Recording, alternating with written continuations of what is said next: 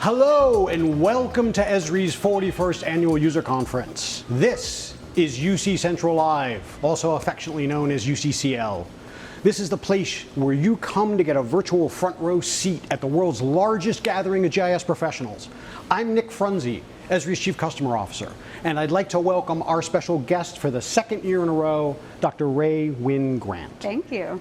Now, if you were not here last year, you might not know Rae, but we'll get into her details in just a minute. We are live from Esri's headquarters in Redlands, California, and here's what you need to know. More than 62,000 of you are registered for this event, and we are so happy to be with you. We've got 220 technical workshops, we've got 251 on-demand user sessions, we've got 44 partner sessions, and around the world we've heard you're doing watch parties. You're getting together to watch this event as colleagues and friends, even though we can't be together in person. We are doing social distancing. We're keeping everyone safe. We're practicing the guidelines that the CDC have given us. And most importantly, we're looking forward to seeing all of you in San Diego in 2022. We're keeping our fingers crossed that the world's going to be a better place. Now, as I mentioned, joining me is our guest, Dr. Rae Wynn Grant. Hi, Nick. Thanks for having me. It is wonderful to have you. She is an esteemed large carnivore ecologist, and I will tell everyone after a year, this is still my favorite title of anyone I've ever met. So, it is just so, when I talk to people about you, they're like, she does what? So it is just an awesome, you have an awesome career. You're also a faculty member at the Bren School of Environmental Science and Management at UC Santa Barbara. Yep. And importantly, a National Geographic Fellow. Yes. Rae, it's wonderful to have you. It's wonderful to see you. It's been great to catch up with the last few days about your research. It's your second UC. What are you thinking? That's right. Thank you, Nick. It is wonderful to be back here with you all. I am so excited. It's almost overwhelming. The enthusiasm is just bubbling up, and that's how I feel every year when I attend this conference. It's wonderful. It's a really particular experience for me because I'm the type of user of GIS that does the desktop software and also the mobile applications. So I take GIS with me to the field, I use it at home to analyze my data, and everything in between. So this is almost like coming back to school for me. There's so much that I learn at UC, and I just can't wait to dive in.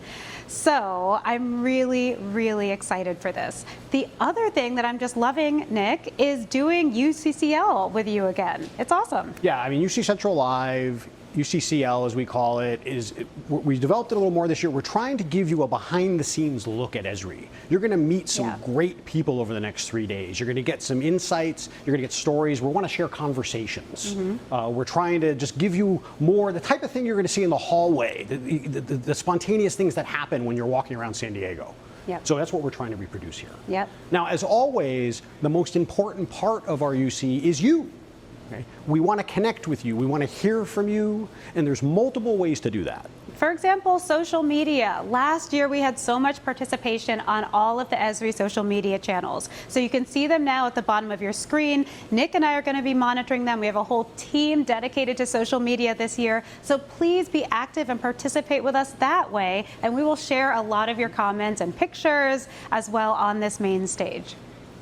And also be sure to share your daily experience with us. At the very bottom of the homepage, amongst the links, there's a daily survey. Mm-hmm. And we're live here. So we're going to look at that survey at the end of each show. We're going to take a look, what's working for you, what's not working for you, and where we can make adjustments we're going to each day based on your feedback. Now, in just a few minutes, you're going to hear from Jack Dangerman in his always highly anticipated annual plenary. Just across the way on our other set, I'd like to welcome Brian Cross and Lauren Bennett. Brian is part of our corporate leadership team and the head of professional services. Lauren heads up our spatial data science and analysis teams at Esri, and they're joining us to discuss this year's theme and get a glimpse at what's to come. It is great to see both of you again. Welcome back to UC Central Live. How are you? Hey, hello, Hi. Rick. Hello, Rae. Hi, It's great to be here. Great to see you again. Welcome. So good to see you guys. We are here again. Of course, I think it goes without saying that we wish we were live in San Diego. I know I wish I was in San Diego, for sure. but we are going to make the best of this week. And I am so excited it's the user conference again. I really think about it as my annual recharge, gets me going, keeps me going throughout the year. It's kind of like that annual shot of GIS electricity. Yes, it is. It's not just the GIS, right? It's not just the tech. It's also getting to know each other. To me, that's a big part of what recharges me during this conference. So we actually want to start by getting to know you. And we want to get a little interactive right away. Right. So if you're watching on the session right now, you should see on the right a poll, our first poll of the conference. We'd like to know, how many years have you been using ArcGIS technology? And while we wait to get those answers, I also wanted to comment on something else that's new this year. Yes, so we know that the conference can be just a little overwhelming. There are a lot of sessions, a lot of workshops, a lot of activities. So we've added something that we think you're going to really like. So during Jack's sessions, especially in the product areas, watch for little highlight bars on the top of the screen. That will give you a clue that there's deeper content in the conference about that you can come back to. Yep, so all you have to do is heart that session and it'll be added to your favorites, and then you can check it out. So when Jack talks about spatial analysis, for example, you might see one of Lauren's sessions, spatial data science, and you can favorite that session, which of course everybody's going to because it's always very popular. It's probably already favorited, Brian. Okay, just kidding. So we should take a look and see how the poll is coming across. Let's see what we've got so far. It is amazing to see so many new users. Wow, remarkable. 40%, 41%, it's jumping all over the place, are new. But we also have this amazing group of people who have been with us for 11, 20, longtime Esri users. Thank you for being with us. Yeah, it is such a big part of the conference is being able to connect with each other and get to know each other.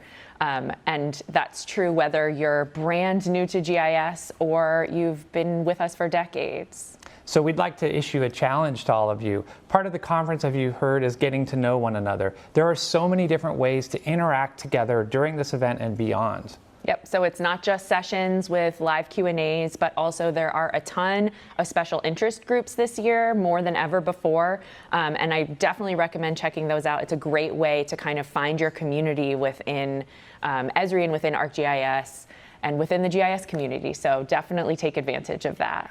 And beyond UC, all year long, user interest groups locally, there's the Esri communities, so many ways to connect. Absolutely. Okay, so let's start thinking about the theme of the conference this year. It is a very impactful, powerful theme, GIS sustaining our world and the future. And I'm really excited to welcome Deepti Kocher to the show. She is an amazing leader in this space. She works with organizations like the United Nations, the World Bank, and so many others on things like sustainable development goals. Welcome, Deepti. Hi, Deepti. Hi, Brian. Good to be with you and Lauren. Deepti, I know I am so glad that you could join us today. I know we all know what sustainability is, but I know for myself, every time I hear Deepti talk about it, my mind is blown by the breadth and the depth of what's possible and the amazing work that our community is doing. So Deepti, can you kind of start us off by framing sustainable development a bit more broadly? Sure, thank you. I'm happy to be here and to talk about this. It's really a very amazing topic. You know, sustainable development is very broad topic for sure. And, you know, it is very helpful for us to summarize into three broad categories. Economic, talking about no poverty, decent work and economic development, and social, touching upon good quality education, zero hunger, reducing inequalities, and environmental, such as clean water, clean energy, by preserving the biodiversity and sustainable cities and communities.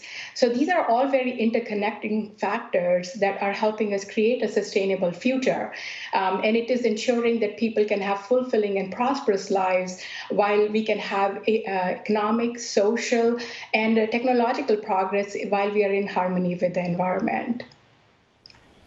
I really value that explanation so much, because I think for a lot of us, our minds immediately go to sustainability being about kind of environmental sustainability, but that focus on the interconnectedness of it all and the idea that it's not just, there is no environmental sustainability without both social and economic sustainability, and how important it is, that connection between them is really interesting to me. Right. This idea of interconnectedness is really why GIS is such a powerful instrument to see patterns, make better decisions. Exactly. And it is taking a holistic approach and creating maps and visualizing it into dashboards and all helps us understand the patterns and the data, and so that we can do better decision making, right? And it is leading to a more sustainable future that is benefiting everyone, creating opportunities for the underserved populations. I know for myself, and I think for many of us, we really were drawn to the field of geography and the field of GIS because of the multidisciplinary, kind of interdisciplinary nature of it. And I think that really plays into why GIS and our community has such a key role to play in the holistic problem solving necessary to achieve this kind of sustainability that we're all hoping we can achieve. Yeah, and it is bringing organizations together, creating partnerships to better understand the interconnections and solve the problems more holistically, right? It's about bringing people and the data together, and it is turning the information into actionable information. Yeah, Deepti, for sure. And what's powerful about this topic is that it applies to everyone's mission. So sustainable development is such a broad idea, and we can all see this in our work in every field that uses GIS. Everyone is contributing to this by using technology to be more efficient. Think about a business looking at supply chain operations. That efficiency of operations, resiliency of mission, also powerful. Yeah, and Brian, you got it. Like, there are two examples that really come to my mind when I look at it is internationally, countries in Africa and Asia are looking at accessibility to resources, evaluating road network to see how rural population can get access to healthcare and education. And in the US, the states are looking at parcel development, like some state like Delaware, who are looking to see when they do parcel development, it is going to impact historic sites or endangered species habitat, or even looking at accessibility to groceries and transportation while they do this economic development. I love both of these examples that Brian and Deepti both gave, because I think it's really important. It gets at something that I think is really important, which is that it's not just these larger multinational organizations like the UN and World Bank, right? It's also every single GIS user across all organizations, big or small, right? It's that collective work that we're doing that really contributes to this sustainable future for all of us. Right, and it's incredible to see the work the GIS community is doing, working in so many different ways and contributing to this overall goal of sustainable future.